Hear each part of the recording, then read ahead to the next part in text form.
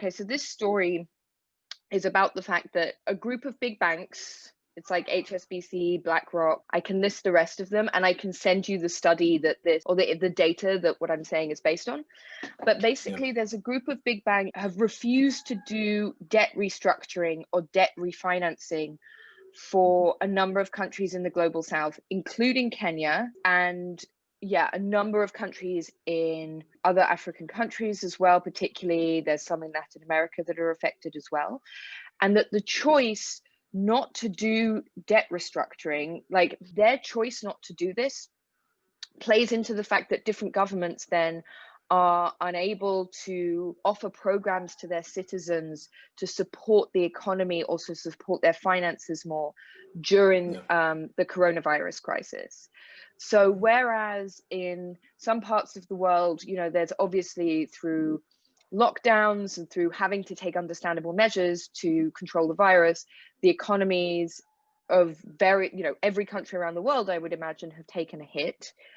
But governments have been able to say, okay, we will furlough workers, we will have this social program, we will have this kind of social support. And obviously that varies in different places, but their ability to do that comes from eating into some of their own GDP in order to provide money for their citizens. But they have to be able to have that money in the first place. And in the case of a number of countries in the global south, this is the difference between debt refinancing and no debt refinancing. So if these banks are saying, no, you will continue paying us the money you owe us as normal, and really what the G20 has asked of these banks is that they defer loans, or that they restructure the debt so that it's smaller payments over time. And that would allow governments in the global south to increase their social programs and social support to citizens right now. So all of that is to say, that's kind of like a big, like when I started researching this last week, I was like, okay, I understand these financial mechanisms. I understand why that sounds bad. It's time to talk to some people who are actually affected by this. And my reason for talking to you is to understand more about what it's, how things have been financially on the ground for you. What part of Kenya are you in? I'm based in Nairobi. Okay, so great. I live and work in Nairobi. I have a business here, so I do photography and video for events. Cool. Then as well, I also create content on YouTube just to talk about business, because I had a career in banking. Oh, really? Yes. So you're the ideal person to talk to. So I worked in a bank for 7 years, dealing especially in microfinance and trying to help small business. So that's where the passion for creating content for business people came from. So from the work that I was doing, which was advising people on this is a business that you can start. I'm giving you, at the beginning, we used to give even loans of up to from $5 or $50. Yeah. So that's how it would start. So someone would come in, we give them $50, $100, and then as we go on, I'm helping your business to be able to get additional financing. So someone moves from being a micro business to even starting to employ people. When was this, sorry? That's how it started. Yeah. So I started in 2012, from 2012 to 2019, when now I decided to, now for myself, because I was doing photography as a side hustle while I was still doing banking. So I decided to leave that, now get into it full time. And then just when I was almost a year into the business, then Corona hits. Yeah. So that's the journey that I'm. So, okay, I have a number of different questions about this. So first of all, in the 7 years that you were in banking, what kind of businesses were generally the most successful in terms of microfinance? Not exactly the type of business, but the kind of cash flows that they would be getting. If someone is in a business where they're able to make money every single day, like people who are doing retail shops or even open air kind of businesses, because clients would be coming over and over again. So you can be able to actually go out in the morning with your stock, and by the end of the day, you've made your money, and tomorrow you start the cycle again. So those are the kind of businesses that would be the easiest to finance, but they're also the riskiest to finance, because some of these people, they don't have a particular shop that you can go to. At the very start of when I was actually doing this, I wasn't doing it in Nairobi. I was actually doing it in a rural area. So it was actually easy to find someone in their physical home, because that's their rural home. There's nowhere they would go. But now coming to Nairobi, where people have actually moved to Nairobi to do business here, it becomes a little more difficult to follow those kind of people. You would start to finance just a little higher, people who have their shops, who've registered their businesses. Those are the kind of people that now you would be giving finance to, because you know exactly where you're going to find them. And now you are not giving those people who are just getting started. You don't know if the business is going to exist tomorrow, or you don't know if the city council are going to come and tell them, you know, you're not supposed to ply your trade here, so they disappear with your money. So those are the kind of risks that would actually be there. I see. You're trying to finance this. In looking at actually no, let's keep it chronological, because there's a lot on that. So wait, when so you said in 2019 you stopped doing banking. When in 2019 was that? Just to check. That was in August of 2019. Okay, August 2019. One of the things I would actually really like to do is, to me, this is a really interesting way to reach people who might want to reach out to me. So I'm looking to understand, like, I'm guessing your viewers are wider afield than just Kenya.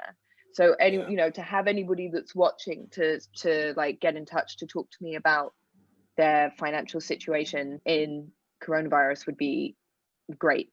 Super happy to hear from people. It's be a great way to reach people. So be very happy to do it. Okay. So you start, or you get it, your side hustle becomes your main hustle. You're doing your wedding photography business. So from August 19, how is that going? So it was getting, so what had happened is I actually started the side hustle, in this case in 2016. So on weekends, I'd look for time off, just talk to my colleagues, and someone would fill in for me this week if I have a wedding that I'm doing. And then on a particular, so we'd actually exchange, because banking work means Monday to Saturday you're actually working. So if I had a wedding in advance, I'd just talk to a colleague and I'd be like, I'll work for you on this weekend, work for me on this weekend, because there's not really much work being done on a Saturday. So that's how I built a business. So I'd actually gotten to a point where jobs are starting to come in a bit more frequently, that it started eating in even now to my leave days, because now you can ask people to work for you for so much. Now you have to take leave days. Instead of now starting to have issues in the office with my bosses, why are you every single Saturday you're not there? Made that decision because my wife works as well. So let me get into this fully, because if it's making me X amount of money and I'm doing it 1 or 2 days in a week, how about if I devote 100% of the time on it, so that every morning when I wake up, I'm actually working on this to build. Up to February, actually, we were getting jobs consistently. So we're doing weddings. We now had started getting into corporate work, because some of the corporate inquiries that were coming in when I was still employed, I couldn't take them up, because a company will tell you, show up on a Tuesday, show up on a Wednesday. And I can't do that, because then my work suffers. Because in the branch where I was working at, if you're not there, your work is not being done. You're the only person in that. Now we had started picking up. January was not as busy, and now February was starting to do well.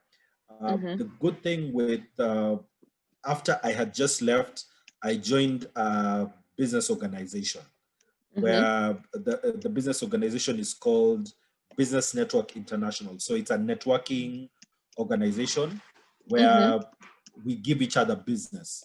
So that's now good. what helped. It helped my business actually be able to stay stable.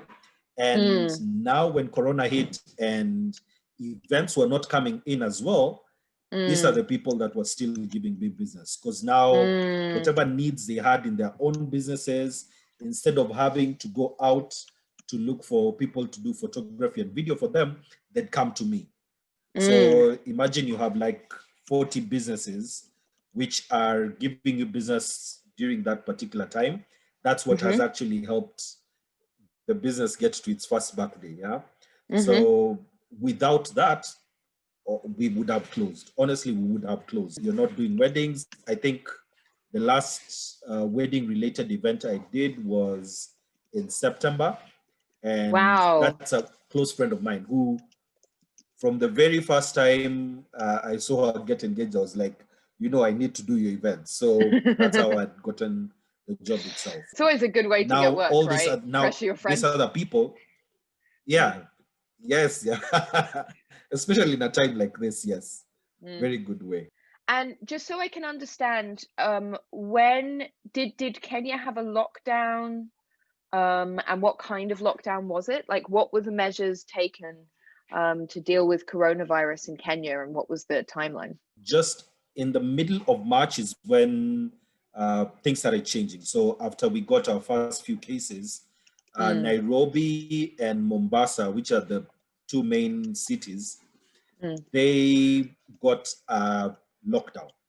That's how we define it, because you couldn't leave or you couldn't get into the two cities. And then there was a curfew that was actually placed for the whole country, which was at about 7 p.m. to morning 5 a.m. That's how we stayed in that kind of a life for, I think, about 3 or so months. Then now the lockdown on Nairobi and Mombasa was lifted, so people could be able to travel out. So during the first part of the lockdown, in this case, you couldn't get in as a business person from outside of the county or outside the city to get into the city. So the only things that were getting into the city was food and other essential services. And now medics and all that, those are the people that could be able to move outside, but you still needed a pass to show that you are part of essential services. So in my view, that's what actually helped to reduce the infection rate.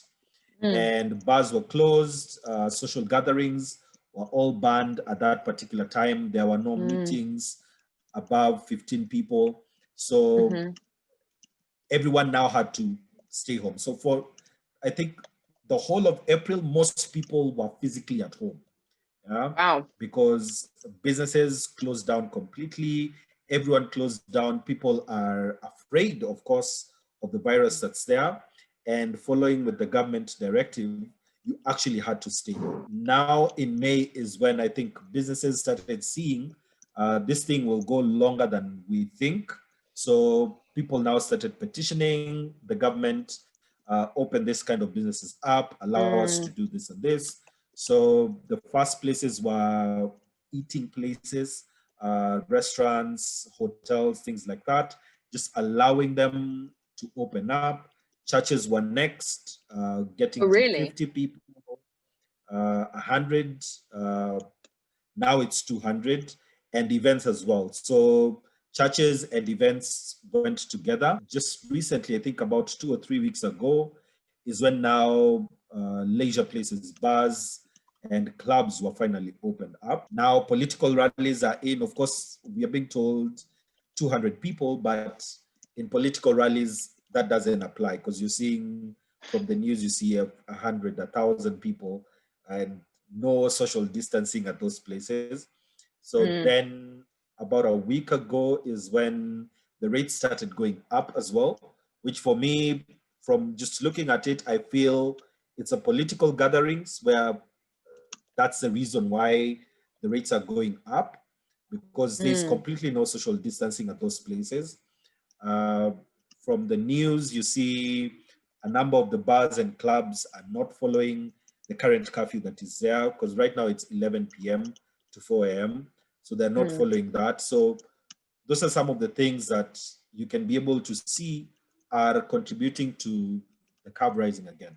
And so, okay, so you said by about May, people began to feel okay, this is the economy is really shifting under our feet. Can you describe that feeling a little bit more? What that, Yes. I realize when I say what it looked and felt like, if you're in your house, how do you feel something? But, you know, I think we all had a sense of it, even if you weren't necessarily outside. Personally, the way it looked like was, you have some money that you had set aside for your savings. You've stayed home for a whole month. You've not done any work, so that means that the savings that you had left is now what you are using. Yeah. Then it gets to a point where if you had an office, your landlord is now asking, so what's your plan for rent? If you had a particular thing that was actually going on, or on the other end, those are the questions that you're being asked. How are you going to be able to sort this? Then when you now, if there are people who had loans with banks, yes, what the government did in this particular case, it told banks to give people an allowance to be able to sort themselves out because people are not working. But at the back end, for most banks, what you had to do is that you personally had to go to the bank to ask for that allowance. So to be allowed to not pay for the 3 months or for 6 months. So if you didn't do that, your loan is still running. There's no bank that just said, for the next 6 months, we're not charging you this. We are going to refinance all our people. If you don't go ask for it, you will not get it. Continue. So for people like me who are in events, in events, you don't have a particular event that you're doing. So I even started seeing people in the WhatsApp groups that we have. Photographers are selling their equipment. People who have tents are putting them up for sale just so that they can be able to survive. Oh, wow. Because you have an asset that's there, you have something that's there. Why would you be keeping it and you do not have food in the house? And there's no money that's coming in from events, and no one is doing an event. Yeah. And everyone is thinking about how do we go virtual? Do we really need decor, for instance? The way events were being done early in the year or in 2019, that has completely changed. So you could actually be able to feel people are not doing things the same way they were doing. And even weddings, people now started doing weddings of 15 people. So if you can understand an African family, if you look at my own family where I was born, we are 5 members. So if one of us is getting married, you already have 5 members. Now go to the other side, another 5 members. Right. So add the officiant and you add the best couple, you're already at 13. And you add 2 service providers, you're at 15. So who comes to your event? And now, even with the packages that I had before, you can't charge people the same thing that you were charging when they had an event of 400 or 500 people. They're now asking, because you're not doing as many photographs. Exactly. So can you give me a COVID package? That's what people will now tell you. Give me a COVID package because of the kind of event that I'm now holding. So that's how things have already changed for us.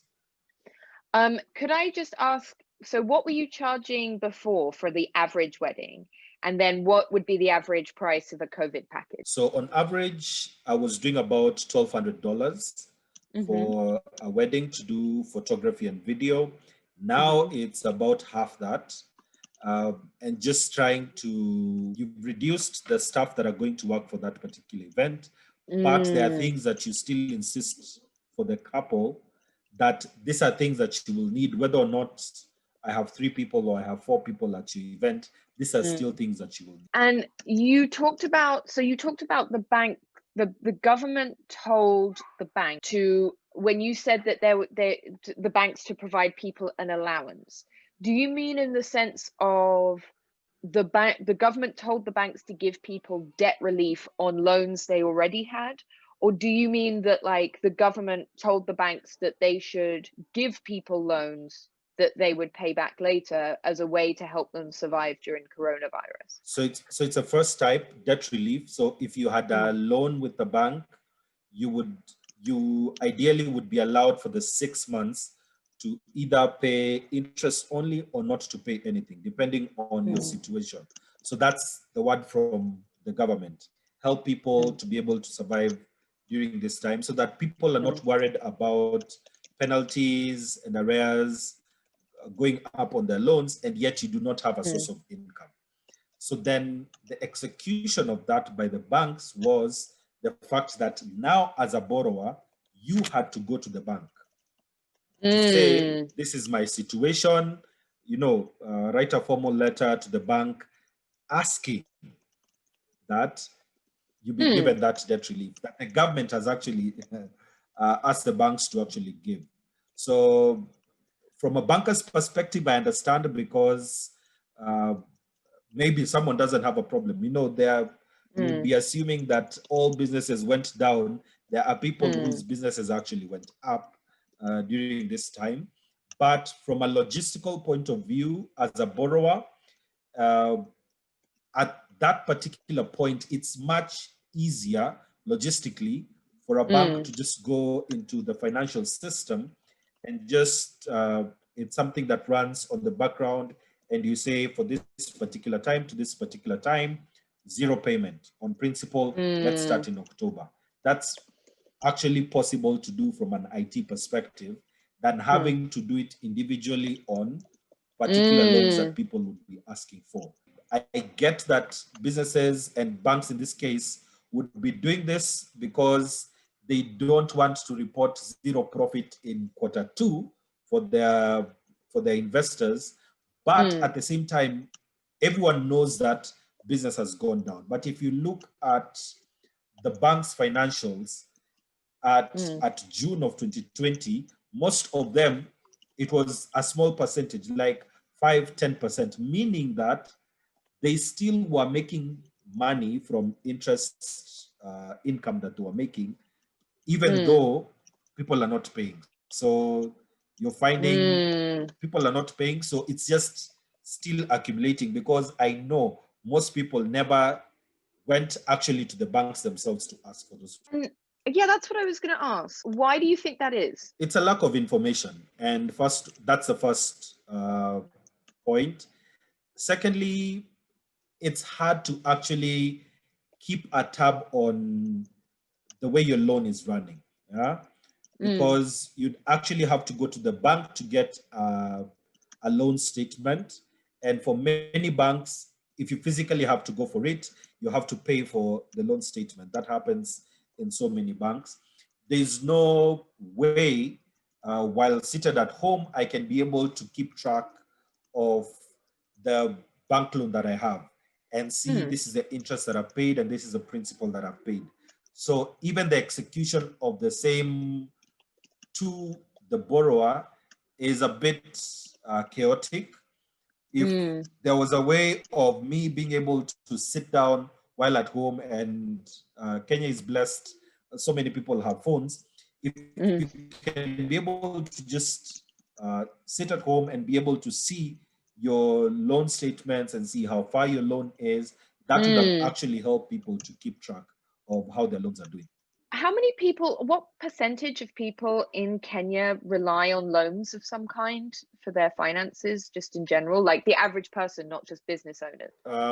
There was a report that was done about 2 weeks ago on mobile loans by Safaricom. Safaricom is the mobile network provider in Kenya, and they were saying 23 million Kenyans have loans on Safaricom. So Safaricom has an overdraft facility that is called Fuliza. That's Fuliza, which allows you to overdraw your balance on the platform. Yeah. So they're about, it's about $2.4 billion that people have borrowed on the platform. And on average, that's about $10 a person. So that's now just on mobile, and that's not in the banking sector. That's just on mobile, on the MPESA platform.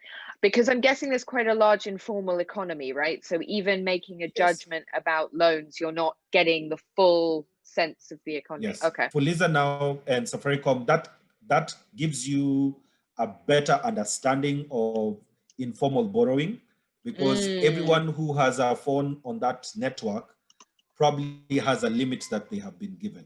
So with 23 million customers and you have $2.4 billion in debt, then you can get a sense of how much people are borrowing outside of the formal banking sector. Let's talk about finance like outside of the banking sector. So if you're, for example, I don't know, well, just anybody that had lost their job or was suffering some kind of financial hardship because of the pandemic, were there any government programs that you could access outside of, you know, going to the bank and like outside of what the government told the banks to do? Was there anything else, any other kind of social support programs that you were able to access? On paper, yes. And they were announced on 1st of June. There were several programs that the government had placed in. There was about $1 million that was available for people to borrow. However, like you will keep on hearing me say, when it comes to execution, when you go now read exactly what you would need to have in order to qualify for that relief, we found you needed to have financial statements. You would be able to qualify if your revenues were above $1 million. So Whoa, what? it never made sense. What actually we saw happen was there was a program that was started for young people in the slum areas and the low income areas, where they were being paid about $4 a day to do manual work. Yeah. So that is what was physically seen that people were actually doing. So it was under a program under the National Youth Service. So that's where, you know, we started seeing roads being cleaned, bushes being cleared, things like that. In the estates, in the city, you could be able to see people just working on drainages, things like that. So as a normal business person, the government has given money, but it will never get to you. Yeah. Then the sad part is the fact that Kenya has a lot of corruption cases going on. So even when the government has said we are going to give this money to be able to do a particular program, at the back of the mind of every single Kenyan, they know at the end of the day, there will be a huge chunk of this money which will never get accounted for. Yeah. So you'll say we spent this amount of money to do this particular thing, but you've not seen the actual work being done. There was a report that was done by one of the investigative journalists concerning PPE, and there were companies that were even formed in January of 2020, a collaboration between Chinese nationals and Kenyan nationals, anticipating that Kenya would need PPEs. And then they bid for those jobs and were given those jobs. So it's a huge scandal in the Ministry of Health. And these are the kind of stories that you keep on hearing. And yet money is available to actually help Kenyans and people actually be able to build their businesses and to grow their businesses. What it sounds like is there's not a level of trust between the average person and the government when the government says there will be this money available for this thing. And it also sounds like, so you have some youth efforts where you've got this program, the National Youth Service program, but then there's a big gap in the middle where it's like, so either your business is making over $1 million or you're incredibly poor and living in a low income area and you're a youth and you're able to do this kind of manual labor.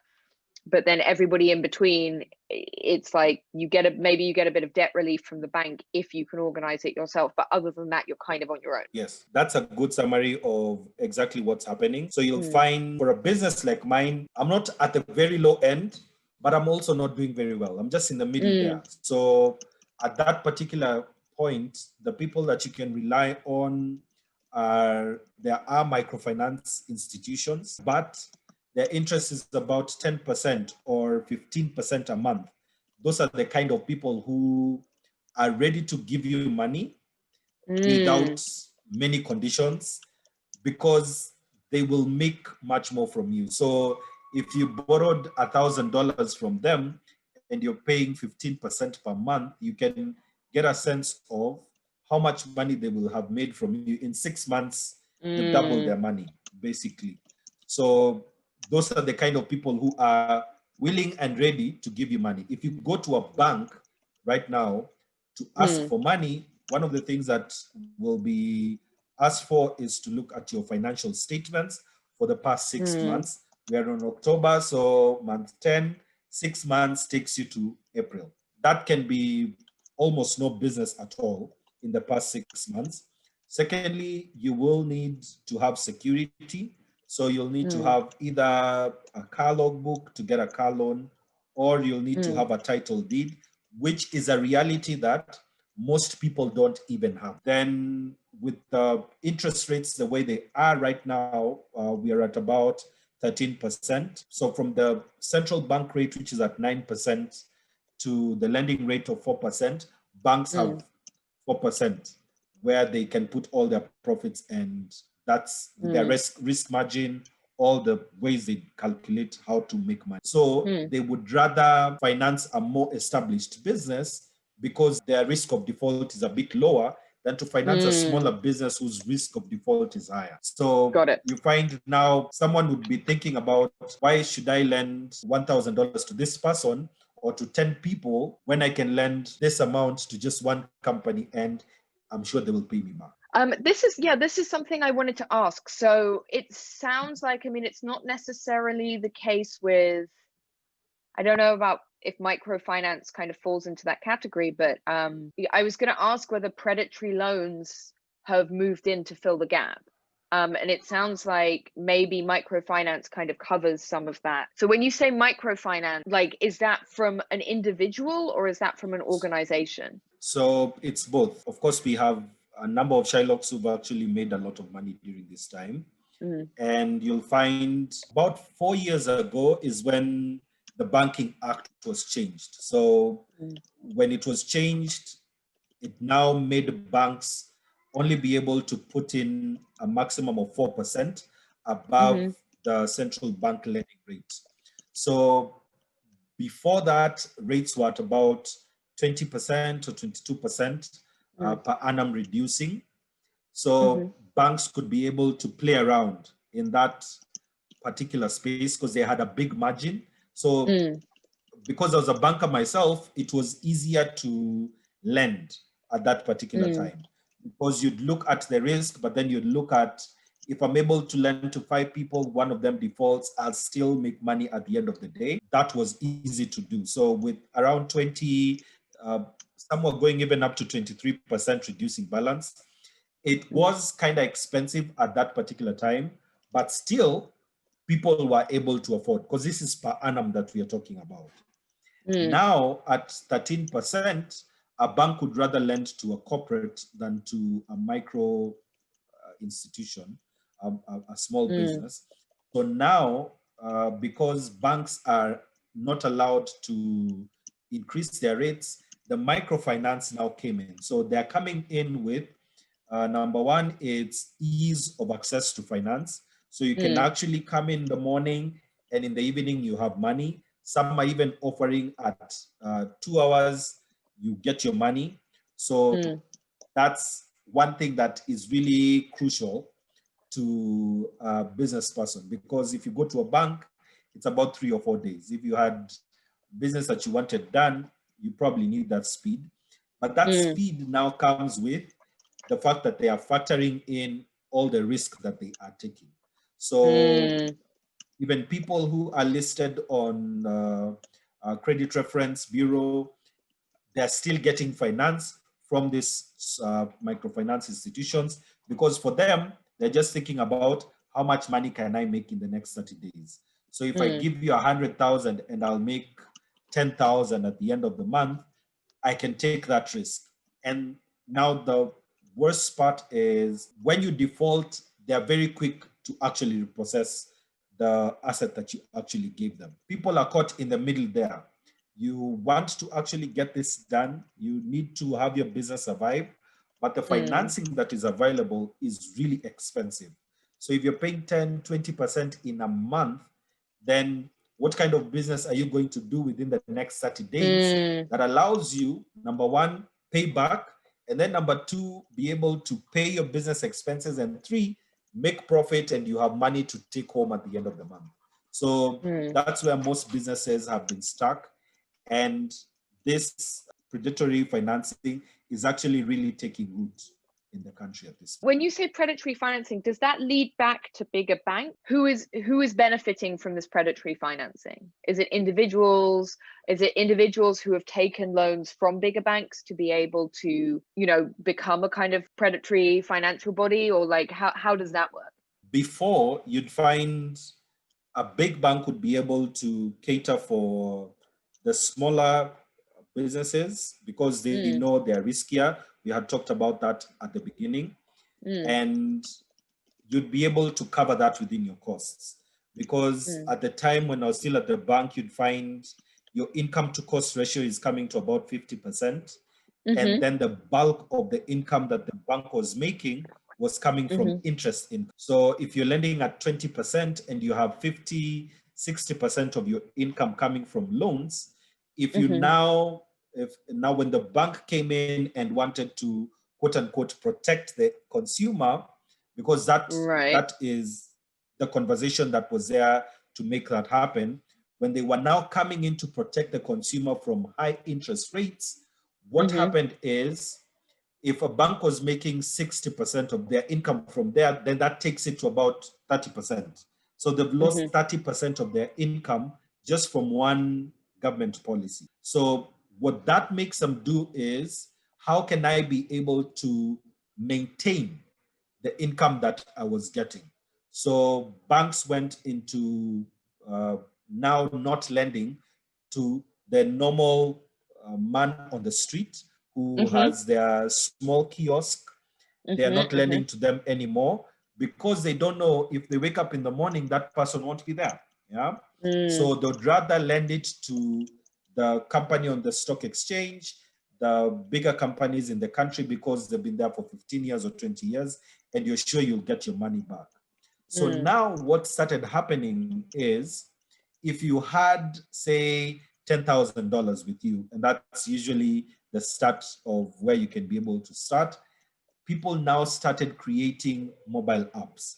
So apart from the big mobile apps like Branch and Tala, which have been there in Kenya for quite a while, and the offices are also here in Kenya, people now started their own apps. Yeah. So if you had $1,000, you can realistically be able to lend something like $10 or $15 to people. And then you charge them about 15 or 20%. And that's how you make your money. So that's how it started. So people now got onto the Google Play Store, they made their apps, and now people started making that money.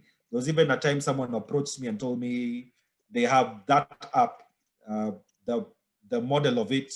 If I wanted, I can actually be able to start my app as well. So those are the kind of innovations, I'll call them, that started, because at the end of the day, there are people who need this financing. Then the second group is, there are institutions which are big enough, they have branches, there are SACCOs which are there are microfinance institutions which are there, which are not covered by the Banking Act, meaning that they can charge what they want. So these organizations are basically lending companies. So they're not really under the rule of banks. So they will determine how much they want to charge their clients. So you'll find some are doing at 5%, 10%, 20%. These are even people who are directors in banks and they have the financial muscle. So they come together, 2-3 of them, and they will put in, say, about $1 million, and then they'll form their own company and start lending there. So if you find you cannot be able to get a bank loan, it's possible. I'm not saying that I have heard of this, but it's possible for someone to tell you, you know what, since you've not been able to get from here, let me give you a contact where you can be able to get from. So if I have my own company on the side where I actually lend, I'll tell you that. So I'll work on your loan, and if it gets declined, I'll tell you, yes, this has gotten declined, but I know where you can still be able to get money from. So go to this particular place, get money from there. So even as I'm working, I can still make money on the side. So you have those kind of organizations that have come up. They're fully registered. Of course, they're legal. But at the end of the day, there are people who are suffering because they cannot be able to access cheaper finance that is from the bank. So, and I'm guessing from what you said that these microfinancing or these other institutions that you're talking about, so for people who can't get a bank loan, they're going to one of these other organizations to get loans at high interest. Those organizations, because they're not covered by the Banking Act, as you said, when the government said, if you need a loan, banks should give people loan holidays or allow refinancing, that doesn't cover those organizations either. So people who were already in debt to those organizations are still having to pay their very high interest rates with no option of deferral, even though they were in a more desperate economic situation to start off with. Have I got that correctly? Yes, that's exactly what's happened. And just from talking to a few of my contacts, there's a lot of auctions that are going on right now, because if you've defaulted for 6 months, then they have the authority to come and pick whatever asset you give to them. I'll give you an example. So if you were being charged, say, 10% interest per month, if you did not pay, then there's a penalty on it, which is usually either 5% or 10%, almost the same amount as the interest. So the penalty plus interest takes it to 20%. If I've borrowed and I've not paid for 5 months, then the interest and penalty is now 100% of what you gave me. Yeah? Oh, wow. So if I borrowed $1,000 in 5 months, I owe you $2,000. Yeah. So what will happen now when they're auctioning is they're auctioning at whatever price they will get. They don't have your interest at heart. All they want to do is recover their money. So you may have an asset that market value is about $10,000 and you owe $2,000 and it's at auction and it gets sold for $3,000, and they won't care. Yeah? They'll think about their 2,000 shilling, their $2,000, the money that's owed to the auctioneer, the money they spent advertising your asset, and you lose an asset. So you have no asset, you have lost everything that you actually would have actually done business with. So that's a situation that many people are actually going through. Because when you're talking to a microfinance, they will call you every single moment. They will call you, they will call all your next of kin, they will call your spouse, they will call everyone. And at the end of the day, we know there's no source of finance that you're actually getting, especially during this period. So that's the kind of thing that most people. And how many people would you say, just like at a rough estimate, are affected by this? If you want to scale it down to how many people in Nairobi or Mombasa, you can do that. But because I realize, Kenya is an enormous country, so hard to say. But just at an estimate, how many people would you say are affected by that kind of problem? I'd say they're in the millions. I wouldn't even put it a specific number because of the fact that it's even possible that there are people who borrowed from multiple lenders. So those kind of situations exist. The stats themselves, if I told you a particular number, I wouldn't really be hitting it right. But I know there are millions of people who are actually going. Is there anything from the situation that we're describing? I mean, look, I realize it's, the economy is pretty diverse and it's kind of hard to encapsulate it all in. But is there any aspect of this that we haven't talked about that you think is really important for me to know about? So I think for me, one of the things that I really feel needs to be put into perspective is the fact that the government made plans, but then did not follow up with them to help actual entrepreneurs. Like I was saying, in the US, guys getting $1,200 a month and everyone getting it, that would have been an ideal case, even here in Kenya. You know, if you say you're going to give people, even if it's $100 every month, and that's possible to do because most people are on mobile and you can be able to actually give them that. And you say the government is going to do this for 6 months just to do something small. I wouldn't expect that the government would take care of every single issue that Kenyans have, but we are a very resilient kind of people. Yeah, whatever we have, we actually work hard to make sure that at the end of the day you have money. But at the end of the day, the following up with this is a policy that the president is going to announce on a particular day and say this is going to happen. When it now comes to the people who are given that responsibility to make sure it happens, that's where all the execution goes wrong. So you'll find the rules are 1 to 10. And if you're unable to take care of them, then you'll never get any assistance from the government. So I think that is one of the things that, for me, if it was changed, people would be having a very different story right now, because the finances exist. And the problem is, anytime you switch on the news, you hear this number of billions of shillings have been stolen by 2 or 3 people. So what you're saying is the government definitely has the money to help people out with a little bit of money given to each individual citizen. Doesn't have to be a lot of money. It could just be a little bit. But for whatever reason has declined to do this. And then the programs that they've put in place haven't really materialized, even for people that would meet the incredibly high conditions that they've set. Yes.